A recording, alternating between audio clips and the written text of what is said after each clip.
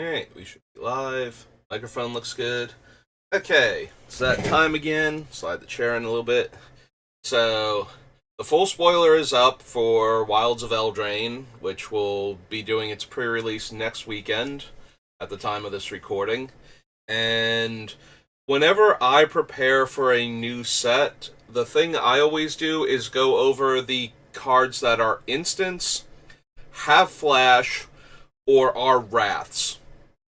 Those are the three things that really tend to catch players off guard with a new set, and the things you are most likely to lose to in the first couple weeks of a set being out, that you usually don't lose to later on in the set because you're more used to them, you've seen them played against you before, played with them before, so you know what your opponents can and can't do to mess up what you are currently doing. So, those are the cards that tend to win more games earlier in the format and not be as big a deal later in the format when everybody knows what's going on and you know how to play around them. So, if we familiarize ourselves with those cards now, I always find that gives me a little bit extra at the pre-release. If I know what my opponents can do, I don't get absolutely ruined by their cards as readily. So we're going to go over all of the instants, all of the cards with flash, and all of the wrath effects. Hopefully, I usually miss one of them on these lists, and they have a new format for how they're displaying the cards, so that might make it even worse. But I think I've got all of them, so let's go. So our first one up is Archon's Glory. White instant. So the baseline is it gives +2/+2 until end of turn to a target creature. It also has the bargain mechanic, wherein the player casting it may sacrifice an artifact, enchantment, or token to gain an additional effect or to replace the effect with a better one. In this case, the additional effect is it also gains flying and lifelink. So, Archon's Fury is one of those very generic buff spells in white. Green gets the bigger buffs. White usually gets, at max +2/+2 for 1 mana, whereas green can get, +3/+3.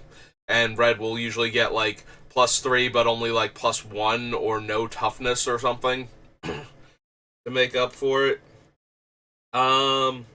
So, the biggest thing about Archon's Glory is the ability to change combat math by giving lifelink, or the ability to ambush a flyer by paying the bargain cost.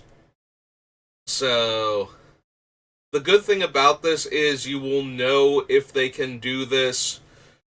You'll know that they're doing this before damage is going to be dealt, because they'll have to cast it before they're allowed to block. So if you have an instant speed interaction spell for their creature, it won't actually get to block then.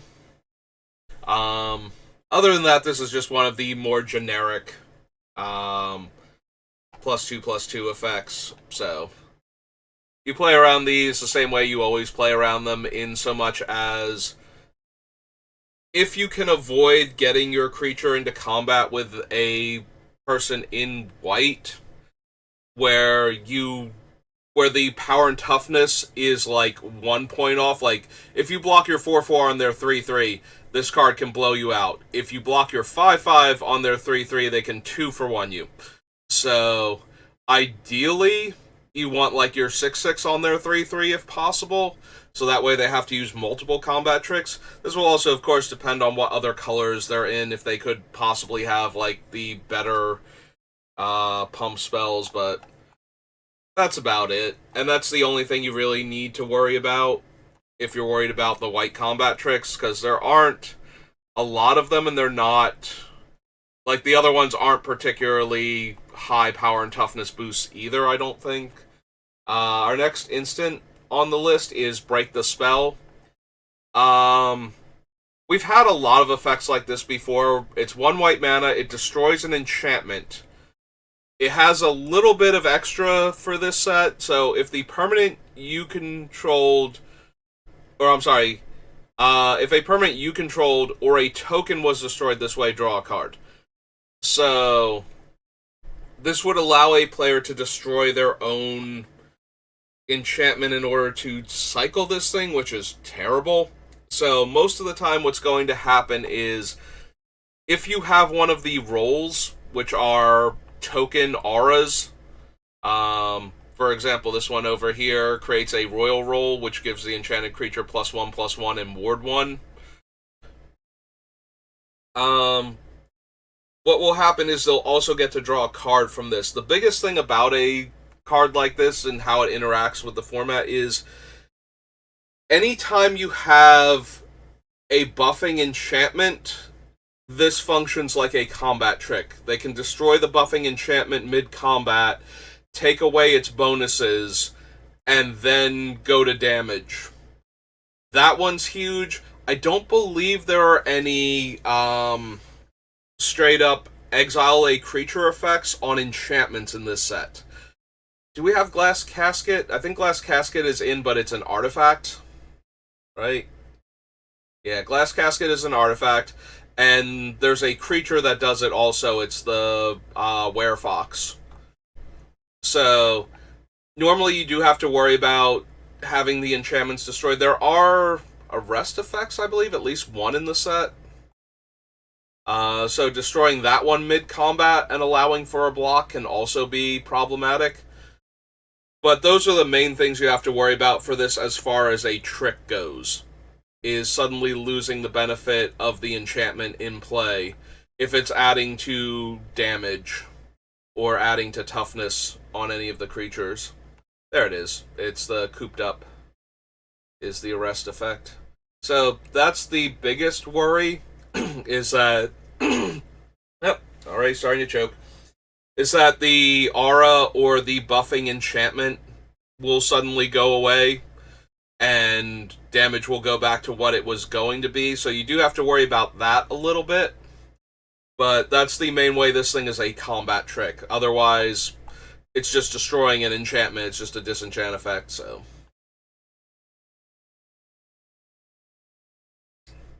Alright.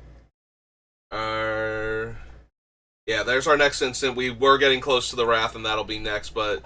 So, Eerie Interference. This is a fog effect, so it prevents all damage that would be dealt to you and creatures you control this turn by creatures. These effects tend not to do particularly well, but you do need to be aware of them. Fogs are one of those cards where they are terrible, except when they are actually amazing, is the issue. Most of the time, a fog effect is just going to be damage prevention, and it doesn't actually accomplish much.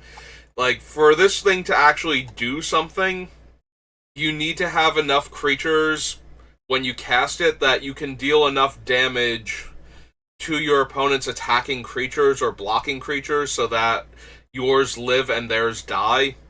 So you have to get into very favorable blocking positions or have them block very favorably where it's a bunch of trades. And that usually the trades isn't going to happen much because players are trained to play around pump effects anyway. So they'll usually try and kill your most important creature and make sure it dies. So you're not going to get as much out of Eerie Interference on offense to protect your creatures from the blocking creatures dealing damage to them. But you might get something out of it. This is one of those effects you just need to be aware that it exists, just on the off chance, but most players are going to shy away from this.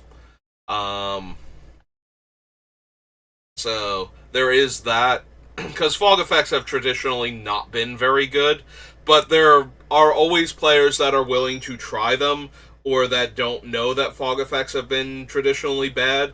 And the few times where this thing is going to be good, it's going to be amazing. Like, you will block... get out of here, random thing. You're going to block a whole bunch of creatures and cast it, and you're not going to take damage, and your creatures aren't going to die, and a bunch of their creatures are going to die. And then you're going to get to counterattack. And that's going to make the card look like it's way, way better than it is, because that situation tends to not crop up that often. There is a slim chance that this will turn out to be a format where it's aggro deck versus aggro deck a lot of the time, and being able to stop them from winning that one turn and leave them vulnerable to the counterattack is going to be enough. Most of the time, though, and fog effects at 1 mana are usually not worth it. Excuse me. So a fog at 3 mana is going to be hard to get into your deck. If the opponent is always leaving up 3 mana and they're in real danger of dying, the best way to force this thing out of their hand is to get, like, one creature that's going to absolutely crush them if they don't cast it into combat, and leave the rest of them back, so that way you're not vulnerable and you're not losing your other creatures either. And then try to finish them off afterwards. Like, basically you have to force them to use the card if you think they have it, if you think they're holding it up constantly. It's not going to be that big a deal in the format, but especially like week 1 and the pre-release, somebody is going to jam this in their deck because they don't have other things, and they're going to give it a try, and there is going to be that one situation where it just wins them the game outright. So you do need to be aware of it, especially going into the pre-release. It will probably stop showing up in most players' decks outside of, like, you know, bronze and silver on Arena, and, you know, like that one person that shows up to draft that's just like, no, I'm gonna try it, or I really like the card and I'm going to force it anyway. Next up is our Wrath effect in white. So this particular variant is you choose a number between 0 and 10. Then you destroy all creatures with power greater than or equal to the number chosen. So this is one of those Wrath variants where the size of the creatures matters a lot. If your opponent is in white and most of their creatures are very small, you may run into the situation where they kill your 2 best creatures and keep all of theirs. Like, if your guys are 4 power, like you have like a 3 power guy and 2 4 power guys, and they have a bunch of 2s and 3s, they can just name 2, or name 3 rather, kill their 3 and kill all of your creatures. And keep all of their 2 power creatures in play. So that is the thing you most have to watch out for with this Wrath, is that its modal state means that if their creatures are all small, you do run more risk by playing a larger creature than a smaller creature. If you play more smaller creatures, it actually helps, because then they have to choose a number that will kill all of their creatures as well, and they might not have been planning that as well as you normally do with a Wrath. Like, the idea might have been, it's like, okay, I have, like, mostly 2 power creatures, so I'll just keep playing out creatures, because they won't suspect a Wrath if I'm casting all of my creatures. So, if you can, like, if you have, like, 2 power creatures or 1 4 power creature you can cast in the same turn, and you think this Wrath might be in their hand, or your boards are pretty even, maybe cast the 2 power creatures instead, so that way the Wrath doesn't do as much, or it has to kill everything. That's the main thing to take away from a modal Wrath like this, is to try to stay in the same bandwidth as the opponent when you have the option, so that way they can't kill all of your things and still have bodies back. But other than that, it's not... You play around it the same way you play around any other Wrath. Like, you don't overcommit to the board if you don't have to, if they're in the right color for it. And you just try and take them out with what you have and force them to have to play the Wrath while you still have stuff.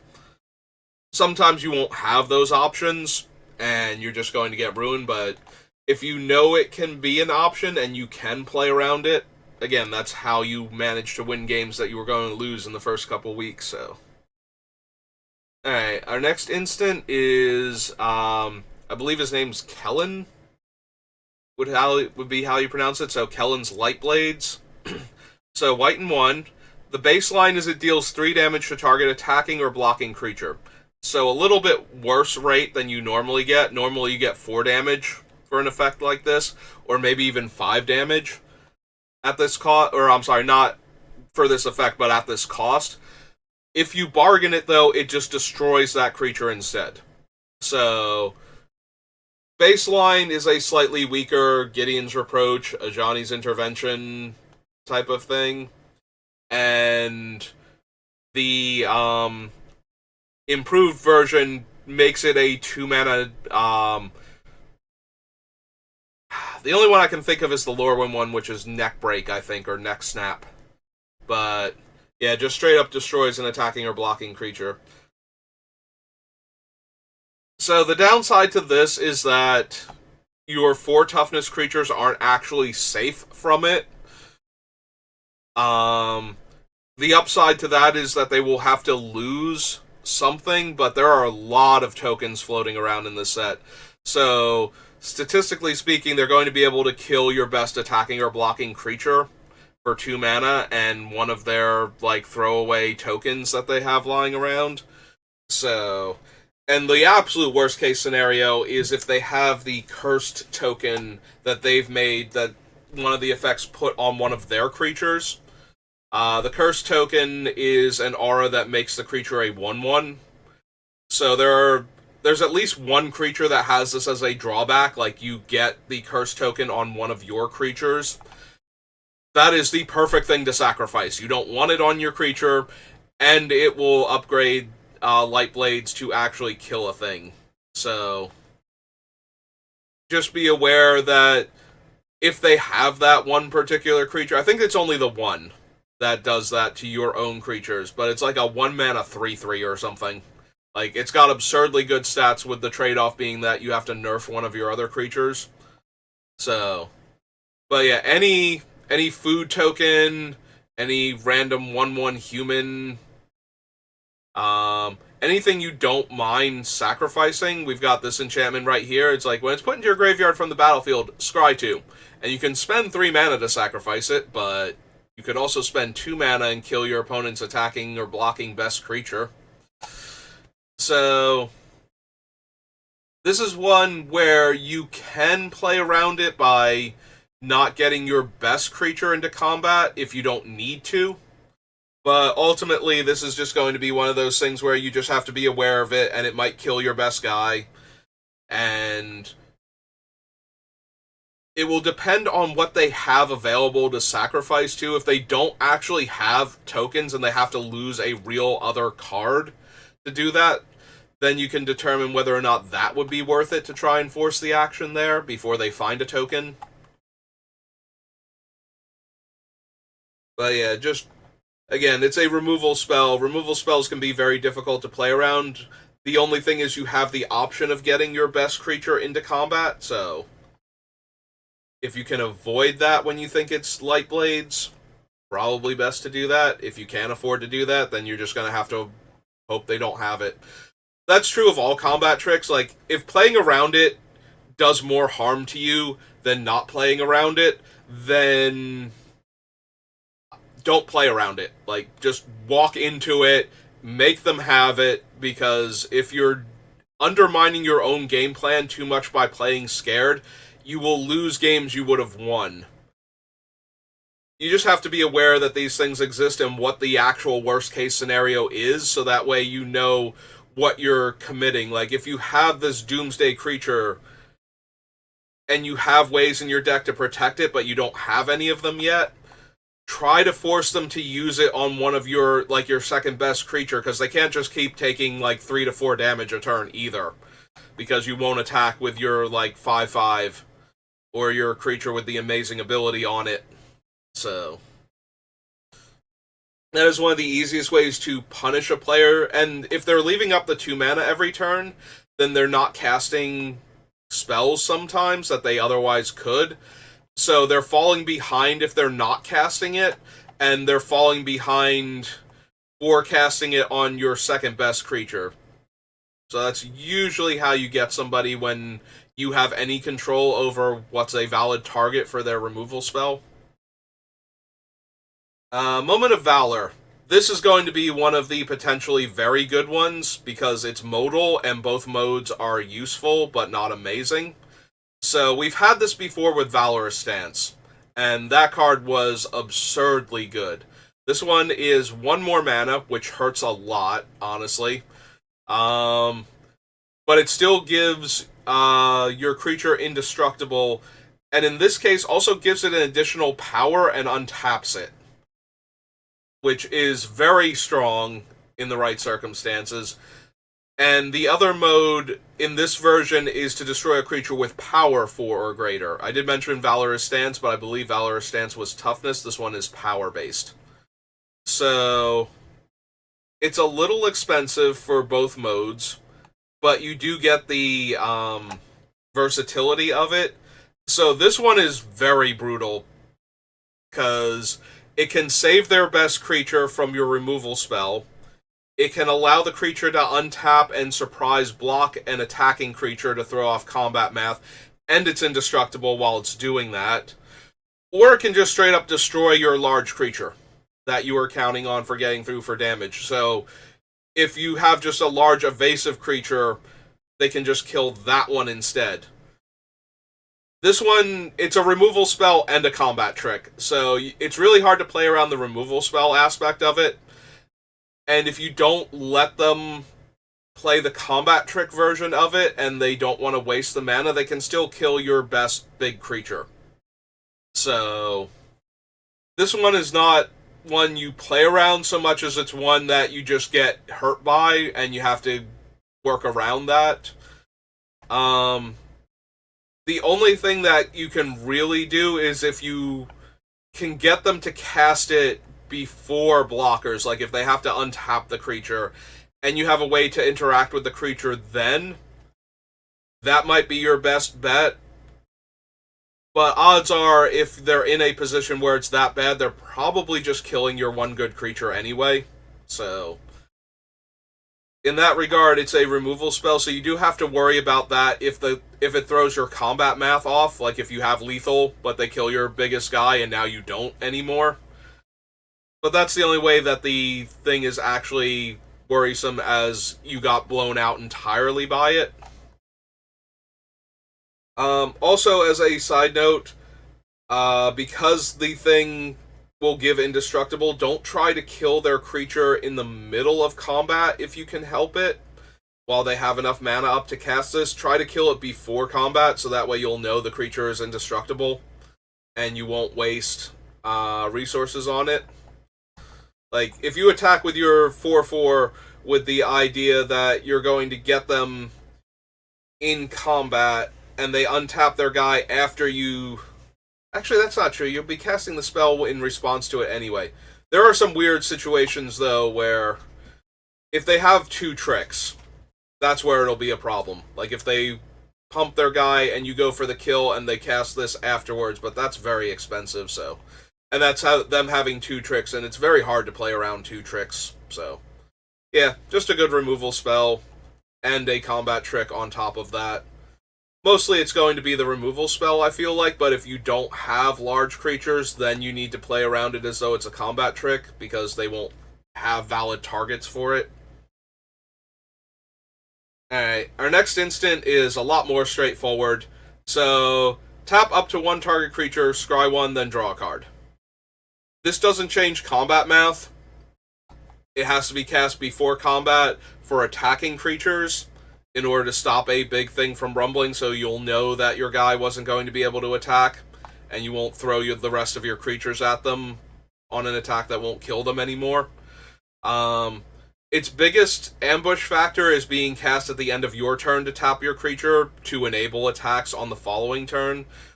Especially with white blue has a bunch of tapping untapped creatures opponents control matters effects. So, if they have any of those, this goes from being a minor thing to actually being a trick. I did not check for any of them to see which one specifically might be problematic, but there are several cards that trigger when an opponent's creature that was untapped becomes tapped by your effect. So, Plunge into the Water can trigger those effects if there is an untapped creature on your side of the table that they can target. So, just be aware of that. If they have anything on board with that game text, this suddenly becomes an instant speed way to trigger that. We'll see if we bump into any of them on our way down, but I don't think so. Sorcery, creature. Nope. Whenever you tap an untapped creature an opponent controls, put a 1/1 counter on target creature you control. There we go. There's an example. So if they have an effect like that, now you know what the instant speed card is that can ambush you in white that could trigger this. So, alright, next up we have Stroke of Midnight. So this is an effect that has shown up on a bunch of cards in the past. This is similar to Beast Within or Generous Gift, in that it can destroy a wide variety of permanent types. So it destroys a target non-land, so it can't destroy the animate land creatures in this set. There's a cycle of 5 enemy color lands that can animate into creatures, so those aren't valid targets for this because it does specify non-land. Other than that, this can destroy basically anything your opponent has. So this is just a removal spell. Be aware of it, that white has straight up murder a creature for 3 mana that does not have any riders or any requirements on it, so doesn't have to be attacking or blocking. So this is one of those type of cards where you see this more often in black and maybe red, where you have to worry that your creature will just die at instant speed. White, you normally have to be in combat for it. The fact that they can reach out and kill your guy for 3 mana is super relevant. You will get a 1/1 out of it, so that might still mess up their combat math if they don't have, like, big trampling creatures, or they didn't kill your flyer, for example. So in that regard, you might not be dead where you normally would be if they just killed your guy for 3 mana, but it is a thing to keep in mind. White does have the means to blow out your tricks and your pumps and everything in a way that doesn't involve the valid target being in combat. Like, they can destroy the aura on it, they can destroy one of your enchantments that's buffing your creatures, or one of your creatures that's buffing your creatures. We had at the top, this very first card, gives enchanted creatures +2/+2. So, having that suddenly explode and you get a 1/1 doesn't help much when all your guys just got -2/-2 that you thought they weren't going to have. Things like that. Like, it doesn't have to be the creature itself, it can be other effects that are also very important to your plans and what you are doing in the middle of combat, so just be aware of that. Our next instant is hiding on this enchantment down here. So there's a virtue for each one of the 5 courts of Eldraine. They are all mythic enchantments with big splashy effects that have adventures attached to them. This one creates a 2/2 Knight with Vigilance. So this is a 2 mana 2/2 flash creature. So it can pop out to block, it can eat your 1/2 that's attacking, get in the way of your 1/3, surprise, eat your 3/2. There's a lot of things it can do. It can also suddenly be a creature at the end of your turn, so it can attack next turn. It's got a lot going on for it. The 2 mana make 2 1/1s has always been a particularly useful combat trick. Oddly enough, making 2 1/1s is normally better than making a 2/2, because you can block 2 separate creatures, you can still gang block the 1 creature. There's a lot of things that 2 1/1s can do that a 2/2 can't, but it's still very potent, actually, just have a 2 mana 2/2 with Flash, and then Vigilance on top of that. Like, that is an insane creature that you would run in all of your decks anyway, and the fact that it also has this enchantment attached to it that can buff your creatures is just that much more, so. But it is a mythic, so you don't have to worry about seeing it as much. And our last white card is the Werefox. So it is a 3-mana 2/2 with Flash. Enters the battlefield, it exiles up to one other target non-Fox creature until it leaves the battlefield, and you can sacrifice the bodyguard to gain 2 life. And you might think that that's weird, but what it actually does, so it's a bodyguard. What it is actually set up to do is to come into play to exile one of their own creatures until it leaves the battlefield. So it gets that creature away from a removal spell or a bad block situation. And then you have a 2/2 that you can cash in for 2 life and get your creature back. But it's not limited to that. So it can also come into play and eat one of your creatures out of existence, and then until it leaves the battlefield, and then it's a 2/2. So it can come down, exile your giant flyer or big trampling creature or thing with an aura attached to it, and then block your 1/1 that they thought was getting through also. So this has a lot of potential for blowout in combat.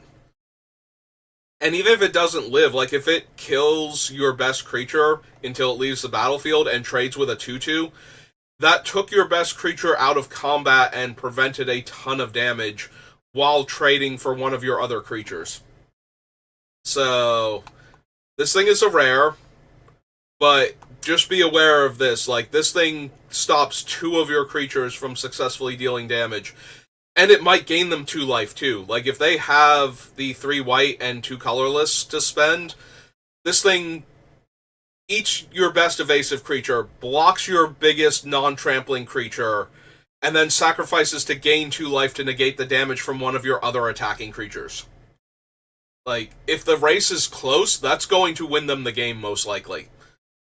So, similarly to how that fog would just randomly win you the game every once in a while, this also can randomly win you the game, except it is way stronger. So, because it does a lot more outside of the corner case scenario where it wins. So this is a thing to be aware of, and it's very, very difficult to play around. The biggest thing is if you think they have it, not letting your 1/1s also get eaten by it for free.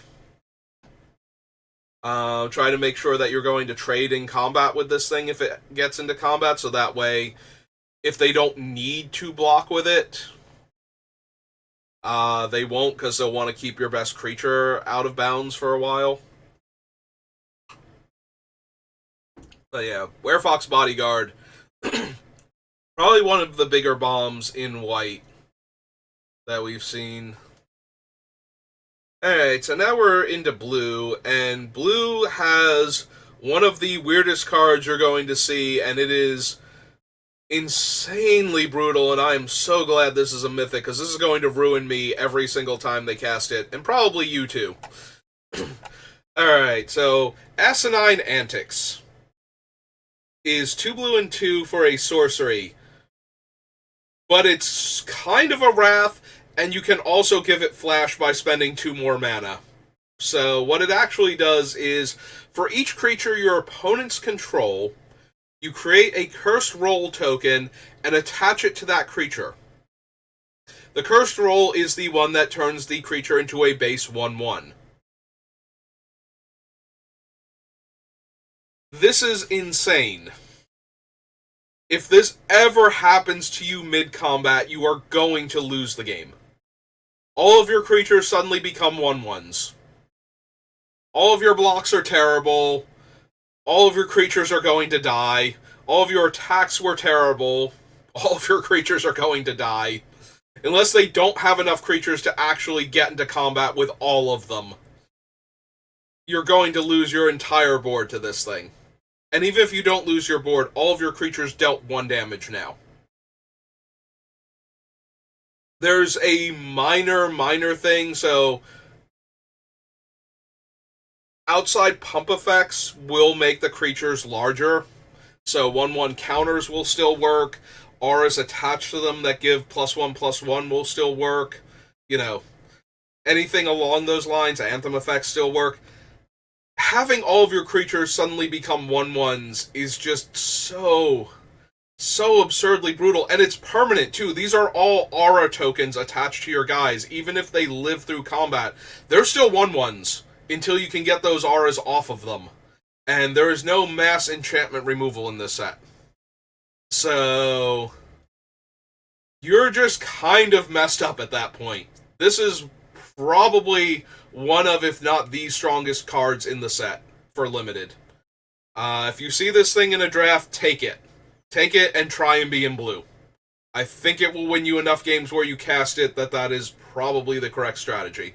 I'm certainly going to for as long as I can until I'm proven wrong about that, but I think this thing is so dumb that it will just outright win every game it's cast. Which is kind of unfortunate. I don't like cards that are that insanely powerful if there aren't a bunch of other cards in the set on the same power level that you could reasonably have. But yeah, so this thing is a pseudo-wrath in that it makes all of their creatures terrible for the rest of the game, and probably gets them all killed in the process.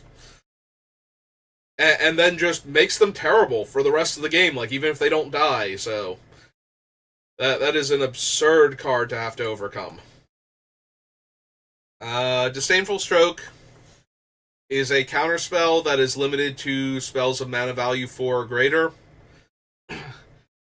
The only way you play around counterspells, and there is another one that's just a normal counterspell, for 3 mana it's a cancel, that you can sack one of the permanent types for bargain and make it a regular counterspell instead.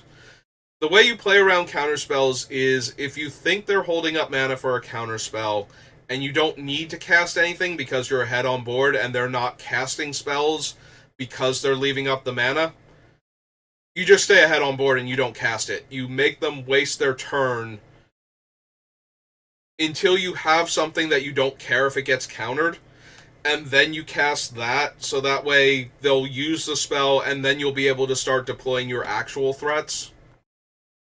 Hopefully in the same turn, or in the same turn cycle, if your higher casting cost spell was an instant, or had flash, but yeah, that is how you play around counterspells in every format, is you punish them for leaving mana up every turn if you can. You do have to be careful every once in a while not casting your spells so that they don't get to cast their spells. Can backfire if their counterspell is cheap enough that they can start casting spells and leaving it up in the same turn. But for the most part, leaving mana up for a counterspell is to the detriment of the counterspell player. And that's why most players who run counterspells will cast their counterspell at the first opportunity, so that way they're not punished for leaving mana up every turn. And they usually cast it on a turn where they didn't have anything else to do anyway. You know, it's like, counter this spell unless they pay 2, and it's a 2-drop counterspell, and they play a 2-drop creature. It's like, yes, good enough. Counter your creature, I traded 1 card for 1 card, and we're good to go. Like, that sort of thing.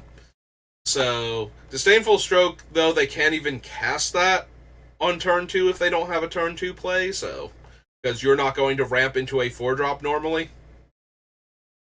But if you were, just be aware of this thing, and consider casting, like, 2 of your 2-drops instead on that early turn. Farsight Ritual is a card draw spell. With card draw spells, the only thing you have to be aware of is that they exist. So if you think you're playing around a counter, you might also be playing into them just drawing cards. Which is the best thing to have when you have counter spells, is to have other instant speed spells that you can cast if the opponent does nothing, to punish them for trying to punish you for not using your mana. And card draw is one of the best things for that. So, this one is a rare, though, because it lets you look at a lot of cards, potentially, and get the 2 best ones into your hand. Very similar to Dig Through Time, in that regard. Our next instant is a 7-drop card draw spell. Yeah, this one isn't particularly good. The main reason to have this, though, is that you have a hill giant with upside on it, and a card draw spell attached to it. So if the game runs long, you'll see this a lot more in Sealed than you will in Draft. But yeah, it's 7 mana, so you're not really playing around anything that you weren't already playing around anyway by worrying about Galvanic Giant. So, not much of a thing. Alright, now for one of the most awkwardly worded cards. So this is Horned Lockwhale. So, it does have Flash, but if it's cast on another player's turn, it enters the battlefield tapped. So, it can't really jump out and ambush you. What it can do is come into play at end of turn and then be able to attack. So that can be a bit of an issue, but the actual coming into play thing is not a huge deal because it will be tapped. But then we have this very weirdly worded adventure. So, the owner of target attacking creature you don't control puts it on the top or bottom of their library.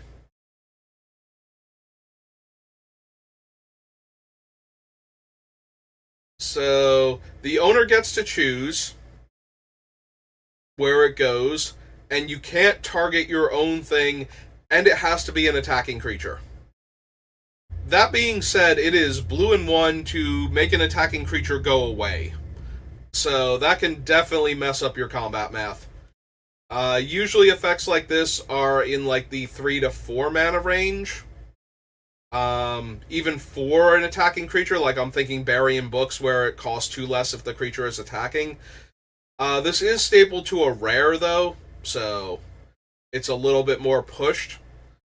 But other than that, it falls into a similar category as the Light Blades up above, where if you're attacking with your best creature, they're going to use it on that. So if you don't have to attack with that one, try and force them. But this is a rare. If you're playing around this one without having seen it already in the draft, it's because it's the only thing that's going to stop you here, and you can play around it. Other than that, I wouldn't worry too much about it. I would play around the common problematic spells before I would worry about this one, but you do have to be aware of its existence just in case it's the only thing that actually ruins your game plan. Ice Out is the other counterspell that I was talking about before. Same thing as the first one. I got a bunch of sorceries that can't gain flash, creatures without flash. There we go. 4 mana, target creature's owner puts it on the top or bottom of their library. Same as any other removal spell, you just have to be aware of it, that your creature can suddenly disappear mid-combat.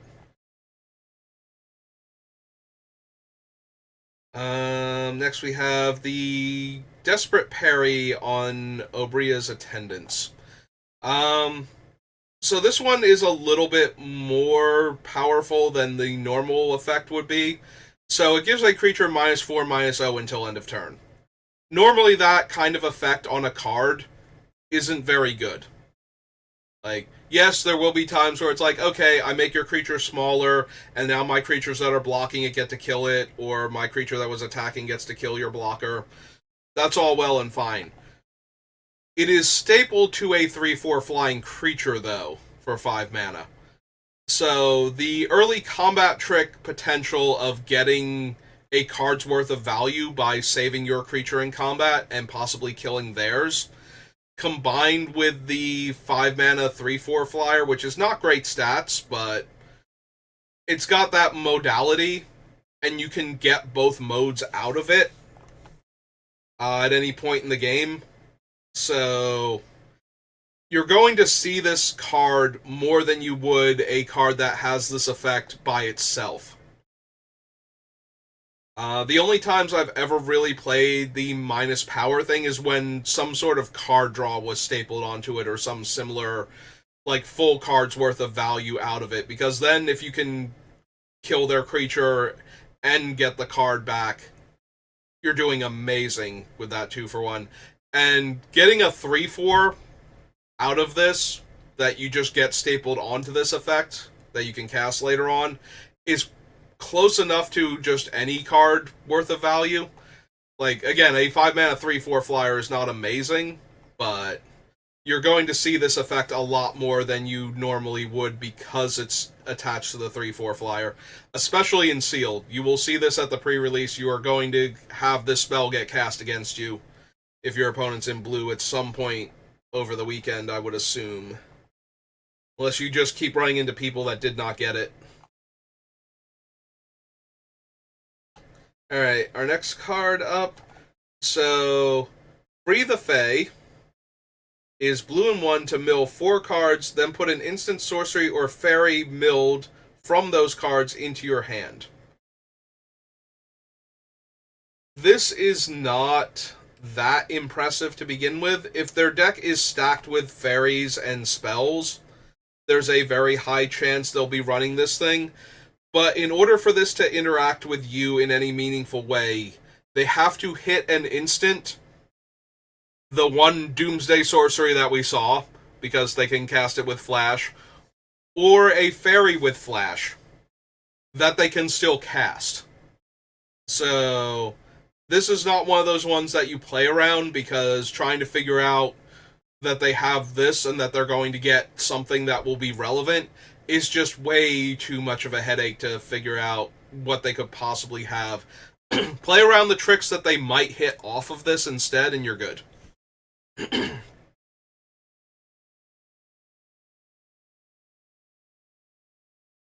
have another card draw spell. Again, just be aware they might be... This one is a common, so this one is way more likely than the other one to be the card that they will cast if you don't make them use their counterspell. We have another counterspell. Yeah, this is the one unless they pay 2, and then an additional 1 for each fairy you control. So, again, you play around these the same way you play around all the other counterspells, with the added benefit that you know how much you would need to be able to pay for your spell, so there is a chance you can cast spells while they're holding this up, and still have them resolve on top of that. It's not unplayable, though, so you do have to be aware of it, but it's not super strong unless they have a lot of fairies in play. We have another way to tap down creatures, and it puts stun counters on them. So, again, this more messes up combat math for you if your blockers suddenly get tapped and then don't untap properly for a turn cycle. After that, like, that's going to be pretty brutal. But beyond that, it's not... You're going to know that your creatures are getting tapped before you're allowed to declare your attacker, so you'll know if you need to leave blockers back or not. In that case, when you're on the offensive. Here is our blue virtue. So it copies an activated or triggered ability you control. That is, you already are having to play around the activated or triggered ability, trying to get them to use it when they don't want to. So, this being an instant is more so they can cast it when they're going to do the thing anyway.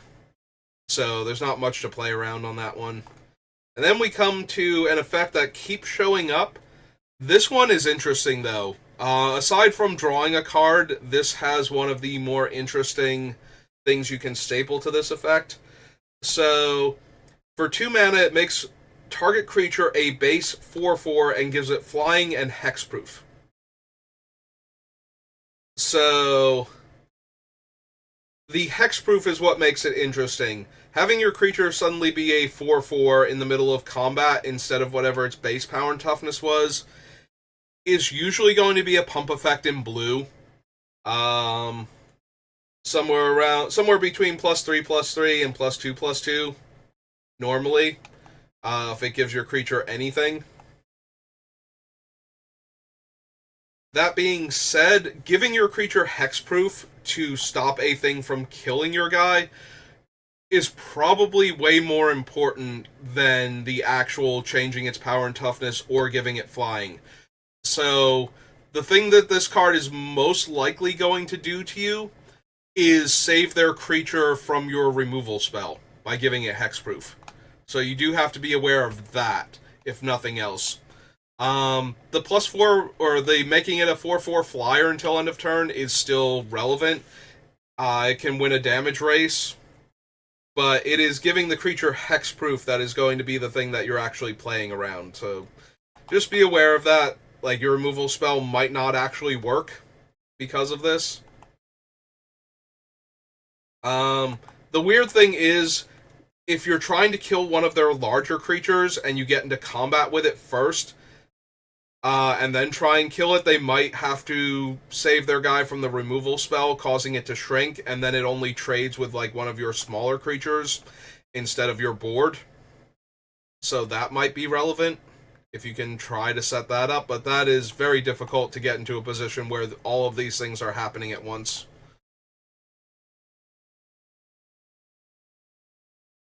Hey, what do we have for black? So far, a bunch of sorceries. Okay, Candy Grapple. So, this is going to be one of the premium removal spells in the set. Black and 1 to give -3/-3 is very playable, just on its own. So, this is... you treat this as a removal spell. The fact that they can kill up to a 5 toughness creature with this, without having to have anything else going on, is a bit much, but we've seen effects like this before. In Dominaria, there was the one that gives -2/-2, and you can sacrifice a creature to make it -5/-5 as a kicker cost. So, it's the same basic thing. It just has a better baseline of -3/-3 than these effects normally have. So... but yeah, it's a removal spell. You just need to know that it exists, and that it's going to be the thing that kills your creature and makes your double block terrible. More sorceries. Similarly, if they have a fairy, this is also black for a -3/-3.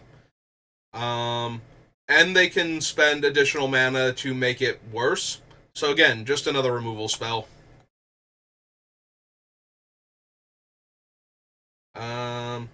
Yet another removal spell. This one is,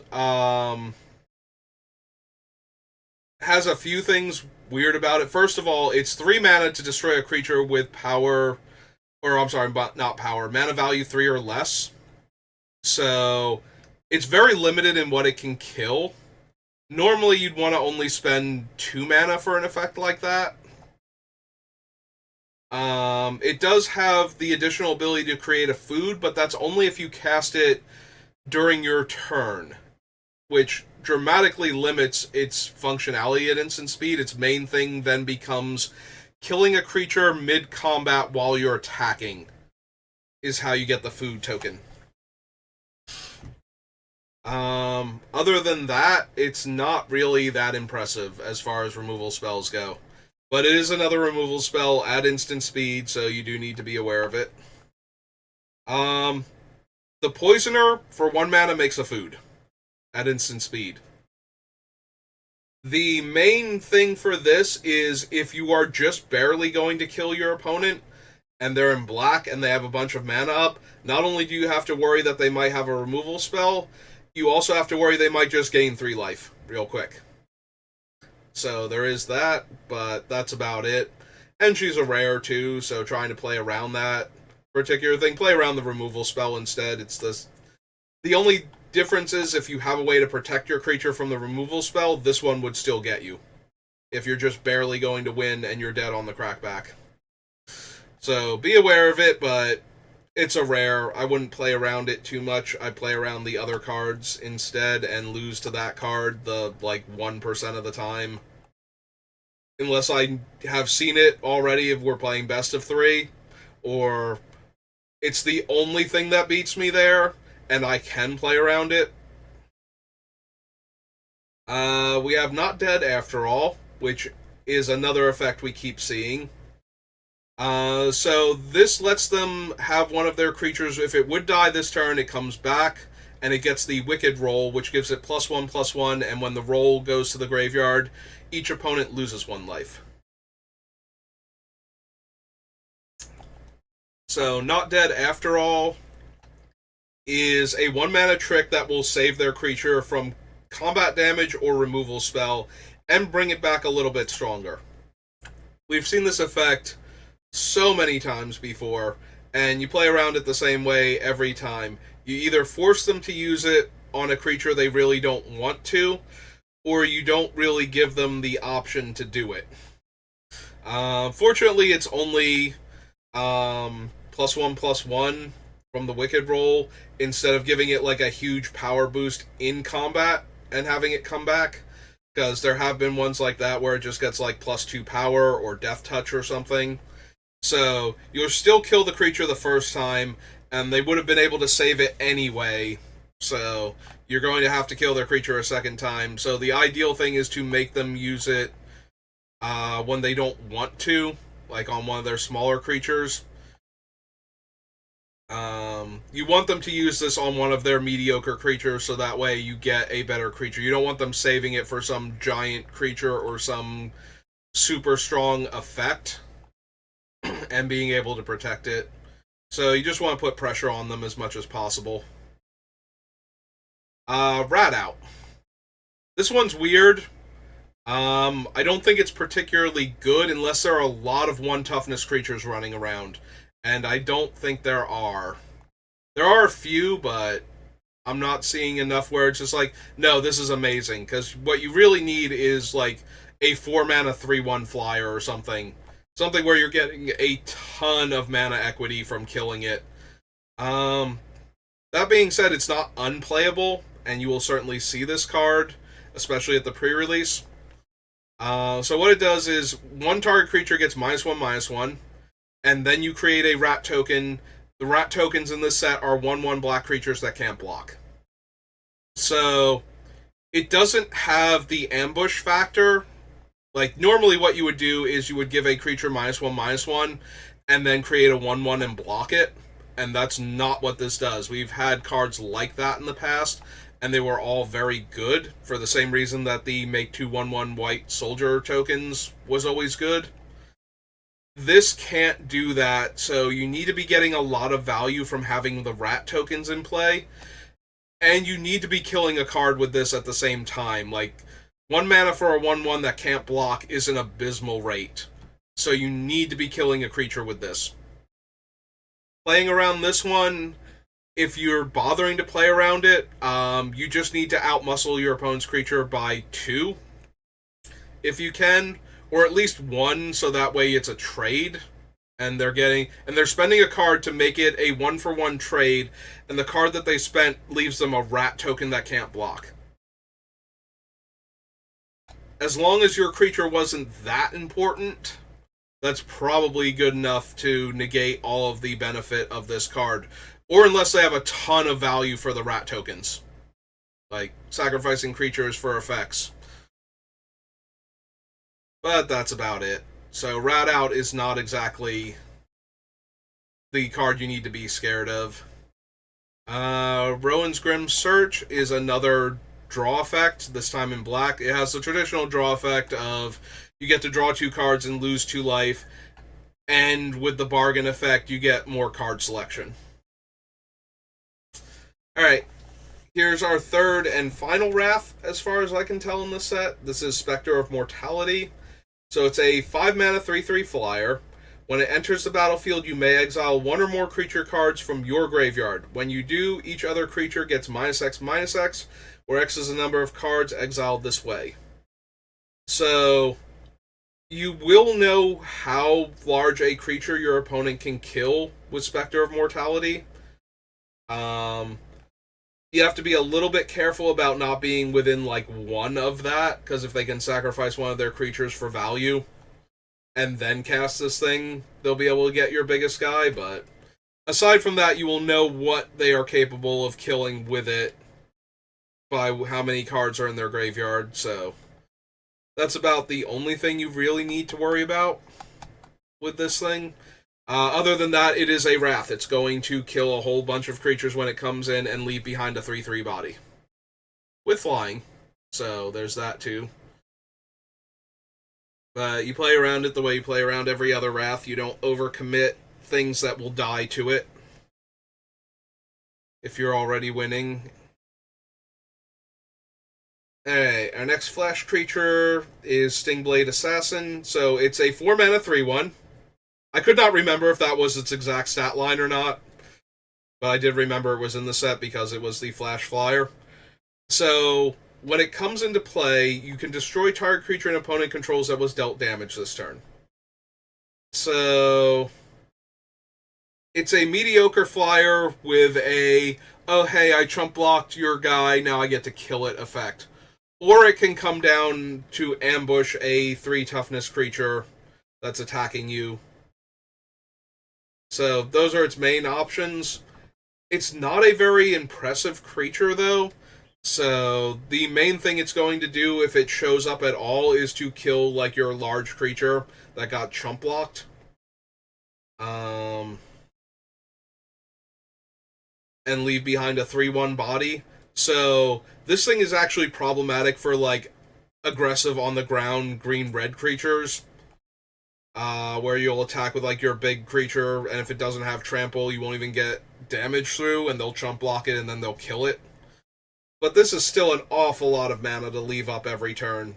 If you think they have this, and you don't need to attack that turn, if you can do other stuff and just pass the turn, they'll probably have to flash this out anyway, just to not waste 4 mana again, by holding it up on subsequent turns. So if you think this is the card, you can play around it that way. Also, if your creature is going to trade with theirs anyway, then this thing doesn't do much. So you can always attack with creatures that are only trading. But yeah, that is the main way you play around it. They won't be able to keep holding up 4 mana every single turn unless they have actual nothing else to do, and they're probably incentivized to play out a 3-power flyer to try and kill you. So if you can not give them that extra little bit of value, trading like their 1/1 for your 4/4, that's probably enough. Sugar Rush, I'm gonna be honest, I do not like this card at all. +3/+0 does not let your creature survive. Drawing the card to replace this one still means that your creature probably died. And 2 mana for 3 extra damage is not a great rate. So, yeah, I do not like this card. Just be aware of it. They might be able to trade up with their guy in a combat trick. But I do not care for that one at all. This is one of those ones you will see in, like, bronze tier players running a bunch of, or people that just didn't get good cards and now they have to run it. One thing to be aware of, if you do have, like, a terrible... If you're missing your 23rd playable and you need something, in the early game, if you need to hit land drops or find a better spell to cast, do target your opponent's creature if you're not going to get into combat that turn, and draw the card there, because they can't stop you from drawing the card unless they kill their own creature. So, if you put yourself in a position where they can kill your little creature that you're targeting with Sugar Rush because you just want to find, like, your 3rd land or something, that is so incredibly terrible for you. But if you target their creature, they are almost never going to kill it, and if they do, at least they killed one of their own creatures for you. Especially if it doesn't have an innate way to sacrifice.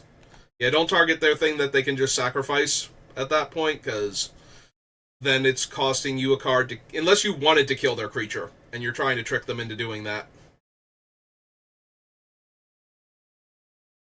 Yeah, it's been a while since we've had a cantrip like this, where it's like, no, you just cast it on your opponent's creature if you're trying to cantrip. Just a little bit of extra advice for newer players that don't know that. It's usually very bad if you're not going to attack with your creature anyway and get in for damage. If they have a creature, you should target their creature with the mediocre cantrip effect when you're just trying to draw a card. It negates almost every potential for a 2-for-1. Here is our decent removal spell in black. For 4 mana, you get to exile a creature, and if that creature... Oh, if you control an enchantment, rather, you scry 2. This is just good. This is your good removal spell. So, like all removal spells, you just have to be aware what its actual casting cost is. So that way you know, like, smaller creatures, 3 mana that can kill them or less. Larger creatures, 4 mana. Once they get up to, like, 6 toughness, though, because we do still have the -3/-3 that can upgrade to a -5/-5. But yeah, your big old 6 toughness creature starts getting really vulnerable around the 4 mana mark. And then we have another rare that, again, it exiles a creature or planeswalker. So, same basic thing. This virtue is a sorcery, so we don't have to worry about it. And I believe that's everything in black. So, onward to red. Red didn't have a ton of stuff you need to worry about that I recall. We have 3 mana to deal a single point of damage, make a treasure, and draw a card. Aside from if there are enough 1 toughness creatures besides the rat tokens, maybe. But I don't really think that there are, is the issue. So, unfortunately, I don't think this card is going to be that great at its baseline. If you know your opponent has a bunch of good 1 toughness creatures, then you can board it in afterwards, but I don't think this thing is going to be a major problem. So you don't really have to play around this one, you have to play around the other burn spells instead. With the minor caveat that if your creature, like your 4/4, gets into combat with their 3/3, and they get to use this and draw a card from it, it's basically trading their 3/3 for your 4/4 at that point and a little mana. So that can be a thing, but that's like the corner case where the card is almost good and it's still not amazing. So I would play around the other burn spells instead if you can. So, deals X damage to target creature where X is 2 plus the number of cards in your graveyards that are instants, sorceries, or have an adventure.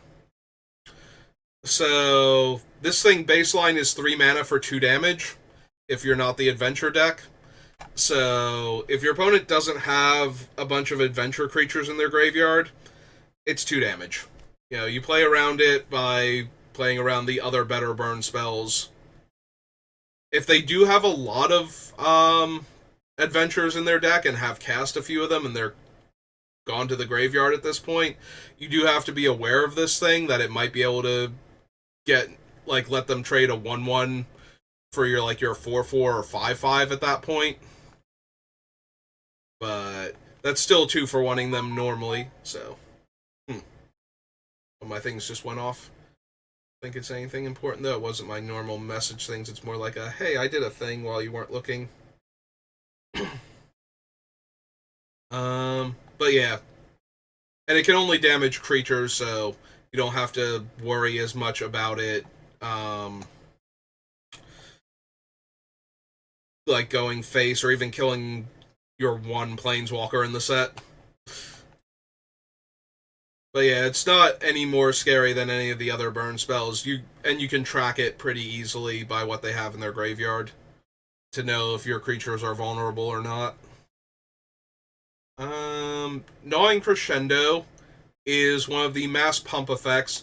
This one is particularly worrisome if the opponent is the rat deck, because they will have a large number of creatures, so having them all suddenly gain +2 power.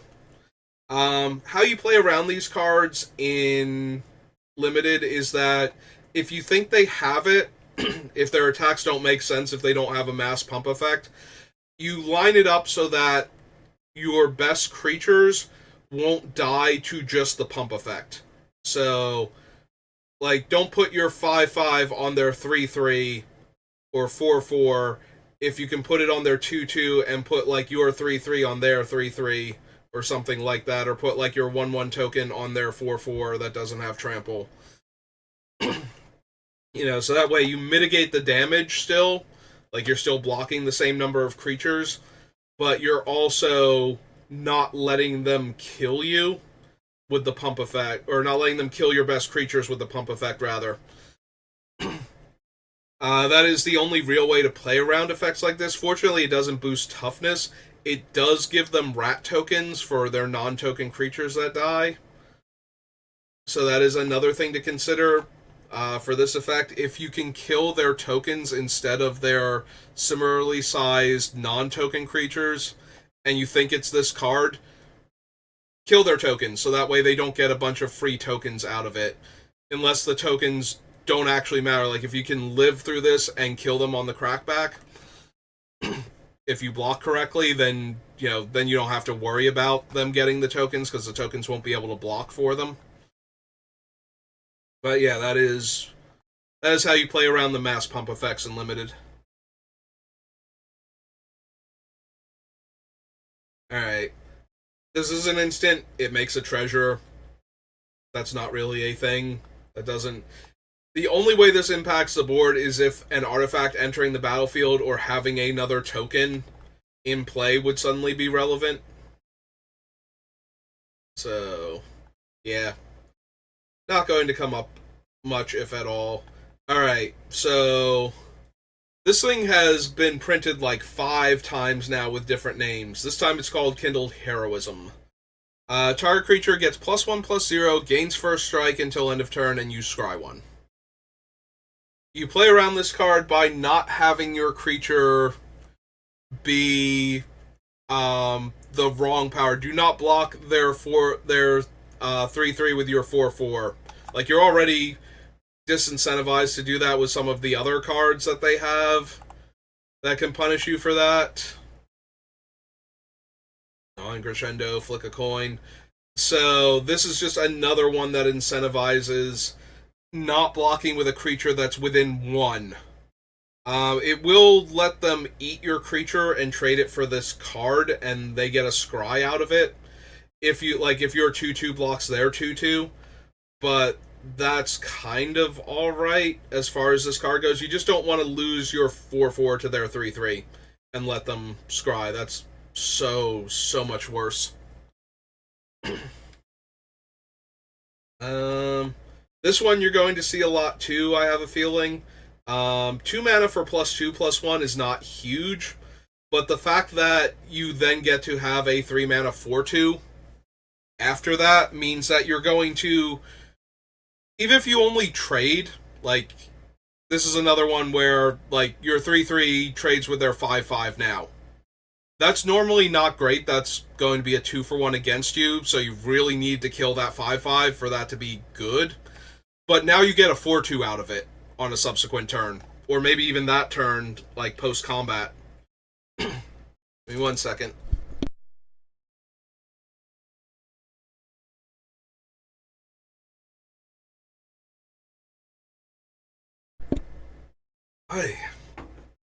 Yeah, I cannot handle talking constantly for an hour and a half. And we're at an hour and 15 minutes now. I'm glad there aren't a ton of tricks in this set like there have been in some of the other ones. So yeah, it's a lot better if you're trading for their creature and the combat trick, but then getting the 4/2 out of it. That's way less disadvantageous than it normally would be. So that's just something to consider. Alright, now we come to what I was talking about before. So this one is an instant for 1 red. It gives a creature +2/+0, and then attaches a monster roll token to it. The monster roll is +1/+1 in trample to the enchanted creature. So it gives it +3/+1 in trample. Notably, the 1/1 and trample will stay with it, so you do have to make sure you're killing potential creatures where this is going to be a thing. So you don't want to get your 2/2 against their 2/2 and have them cast this, because then they have a 3/3 trampler to show for it afterwards, which is way worse than it normally would be. Whenever you get blown out by a combat trick that also leaves the creature augmented afterwards, it's just that much worse. So you do have to be aware of this one for that effect, and also for the trample, because there is another adventure creature that gives double strike for its adventure. So suddenly gaining trample out of nowhere is going to be a huge problem on creatures that are already large. So you do have to be aware of this card, that you might die if you try and chump block with a 1/1 or a 2/2 on like their larger creature in the mid to late game. So be aware of both of those effects, like both the, hey, my creature suddenly outmuscled yours and is permanently bigger. You want to avoid that as often as possible. The other thing is not getting killed in the late game because the large creature suddenly gained trample. This one, the Ratcatcher trainee, just makes 2 rats that can't block. So the only factor for this is sacrifice fodder and attackers on the following turn. But yeah, you're not playing around this thing so much as you just need to know your opponent might be able to make 2 extra 1/1 attackers if the race is that close. Stone Splitter Bolt is Heat Ray with Bargain to double the damage X would deal. So it can only target a creature, or in this case a planeswalker also. And if it's Bargain, it deals twice X damage. So you know what your opponent can do with the mana they have available, like how large a creature they could possibly kill with this thing. But that's about it. It's another removal spell. Torch the Tower is one of those like high pick red removal spells where it kills little creatures early. It does 2 damage naturally, and exiles the target if it would die. And if you bargain for it, you get an extra point of damage and a scry. Again, it's just a cheap burn spell. It kills creatures, and that's really all you need it to do. So just be aware of it. It can tack on 2 extra damage or kill your guy. This is the creature that has the adventure that gives double strike. That's all it does, though. So you play around it similarly to how you would play around the +1/+0 in First Strike. The only thing you do have to worry about is the creature gaining trample or having trample means you might take a ton of extra damage even if you kill it. But yeah, that is the only thing you really need to worry about with Two-Headed Giant. You play around it the same way you play around the creature suddenly gaining First Strike. It's just that you have to know that you might die to the double strike aspect of it. Whereas the creature gaining First Strike, you wouldn't have to worry about that. Alright, the Red Virtue deals 2 damage to any target for 2 mana. So it's another, your basic burn spell with the added effect of this thing attached to it. One thing to note, if you're playing with this spell, if the adventurer fails to have a legal target when it's trying to resolve, it will become countered by state-based effects, and you will lose the entire card to the graveyard.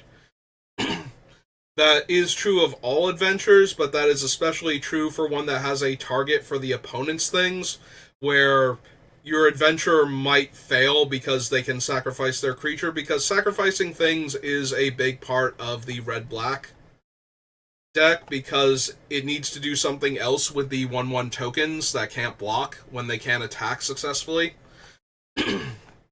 So just be aware of that when you're casting adventures, especially one like this, where you're targeting the opponent's thing.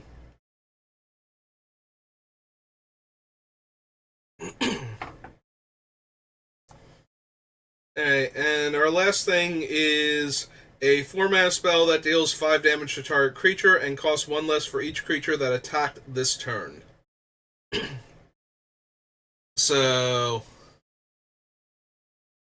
the only real thing to play around with this card, similarly to the white one that deals 3 damage or you can sack something to make it kill the creature, is that if you're attacking with a creature this thing can kill, just be aware of that it's a card that exists. Also, as a weird side note, if your opponent is mana screwed and they haven't cast this thing, it's probably because they couldn't. So when you attack with a bunch of your creatures, knocking like 2 to 3 mana off of the casting cost might suddenly make this thing castable where it wouldn't have been before. But if they're that far behind where their 4-drop is being reduced by 3 mana from 3 separate attacking creatures, it probably doesn't matter that they can kill one of your guys. But yeah, that is a thing that can happen. But yeah, for the most part, you deal with this the same way. And the fact that they could just cast it for 4 mana and kill your guy anyway is just that little bit extra. Alright, green did not have much. It's got a couple of combat tricks. But that was about it. Gives a creature +1/+1 and trample. The +1/+1 is permanent, so similar to the red spell up above. You do have to be aware that if you're blocking their 2/2 with your 2/2, they might get a 3/3 out of the deal permanently while killing your creature. So I like to try and avoid those type of effects as much as I reasonably can in Limited, for falling into them. Like, I do not want to trade my 2/2 for your combat trick that permanently augments your creature. That is the worst feeling in Limited. So I do try to play around them as much as I can, but sometimes it's just not feasible to play around them. Like, you're doing yourself way more harm than good. And having their 2/2 become a 3/3, if you have creatures that can outmuscle it later on, you probably needed to do that anyway, so they don't turn their 3/3 into a 4/4, or their 4/4 into a 5/5 trampler later on. But it's still a terrible feeling when your opponent gets a better creature out of the deal. Because a lot of times I like to make the opponent use their trick early. You know, either trade a 2/2 for a 2/2, or use their combat trick and save a 2/2 rather than, kill a 5/5 later on or something like that. And effects like this that leave behind a permanent buff to the creature really strongly undermine that mentality that I normally have. So I take extra note when there are cards that can do that in the set. Alright, nobody up here. No flash, no adventures. 1 mana +1/+3, reach and untap it. I mean, aside from their large creature getting to eat your flyer, or your other big ground creature, by untapping it, there's not a whole lot to playing around this one. Like, it's not a huge power boost, so their creature already has to be big enough to kill your guy for this to matter. Aside from saving them a bunch of damage by suddenly having a blocker, if their creature suddenly becomes a 2/4 blocking your 5/5 trampler, that saves them, 3 extra trample damage, which might have been lethal beforehand, or put them in a bad spot, but that's about it for what this card can do. It can ambush, like, a flyer or a decent-sized creature if they have the right creature on board. So you have to be aware of that, but it's not really that much of a combat trick.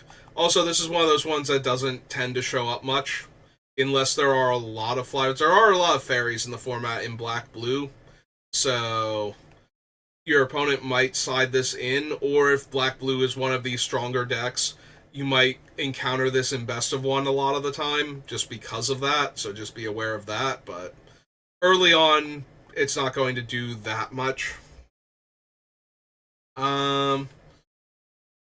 So here is our Ranger's Guile variant. So it gives a creature you control hexproof, but then it creates a royal token attached to it, and the royal token gives +1/+1 and ward 1 on future turns. So similar to the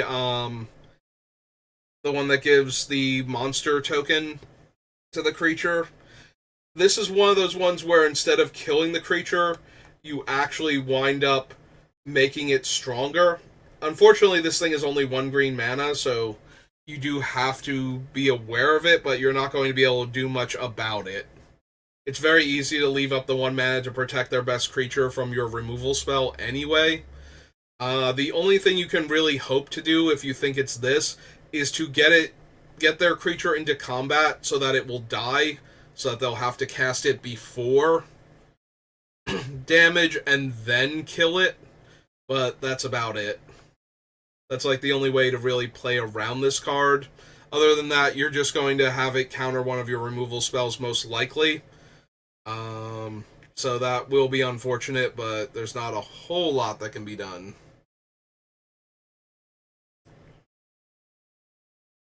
None of you guys had flash, right? I know there we had sorcery speed, but yeah, okay. We have Titanic Growth returning. +4/+4 is huge. There's not a whole lot of playing around a combat trick like this. Again, it doesn't leave behind anything, so if you can force them to do it early on, when it's killing something that's not going to be the biggest threat, that's usually for the best. Other than that, it's a way to ambush a creature in combat and typically kill it. That's normally what that thing's going to do. +4/+4 is way too much to play around for most cards. We don't have many adventures down here, but there are a couple of them. This just gets cards into hand, similarly to the blue one that mills and then puts a fairy, instant, or sorcery into their hand. This one can put adventures into their hand, so it's more about what they could get, and you should be playing around what they could have had in the first place, rather than this 5 mana instant. That's a sorcery. This one exiles the top 2 cards of your deck for the opponent to use. So, you know, there's not a whole lot. You would have to know that this was coming and what you had on top in order to play around your own things. If you do know what's on top and they do hit you with this, then you know what you're playing around, so. Other than that, it's not really a thing that you have to worry about. Have for Dinner is 2 mana to make a 1/1 and a food. Not as good as making the 2 1/1s, but it's still a thing, especially if the combat math is close. Having your opponent have an extra blocker and 3 life might be enough, so be aware of that. What else we have? Deals 1 damage to any target. It's very cheap, though, is the issue. So, and the 3 mana 2/2 flying prowess creature, only instants and sorceries, but still, they're going to run this anyway, so blow off steam is likely going to be the extra point of damage to your creature, or kill your 1 toughness dude. Yeah, 1 toughness dudes don't seem very good in this set. There seems to be a lot of incidental ways to kill them.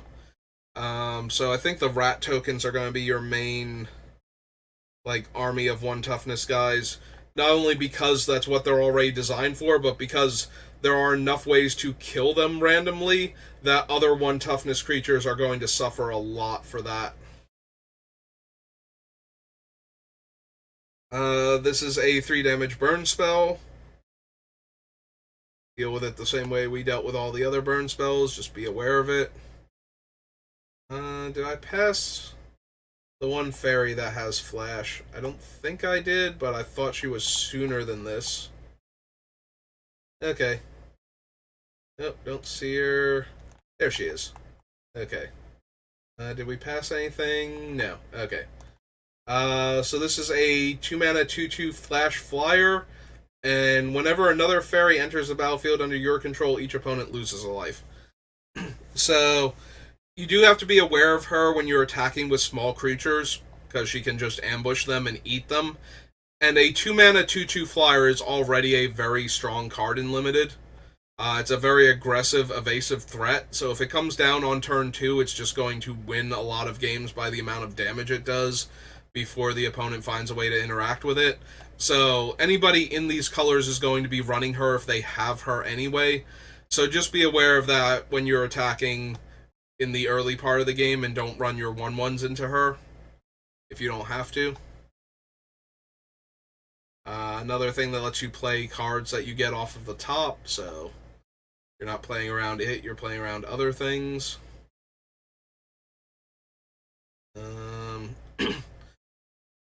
This is a remand style effect, so you play around it the way you play around counter spells. This is a card draw effect, so there's no real playing around it. Destroy target tapped creature. This is very similar to the deal 3 damage to an attacking or blocking creature, except that this one is limited to only attacking creatures, so your creatures are safe to block if you're worried about this one specifically and not the other one. But it is another way for white to just kill your attacking creature.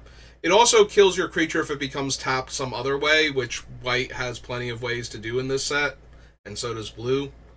And it's attached to a phantom monster, functionally. So you're going to see this one a lot of the time. If your opponent is white-blue, they're going to be running this card, I feel like. Alright, that's the last of my water, but we're almost done.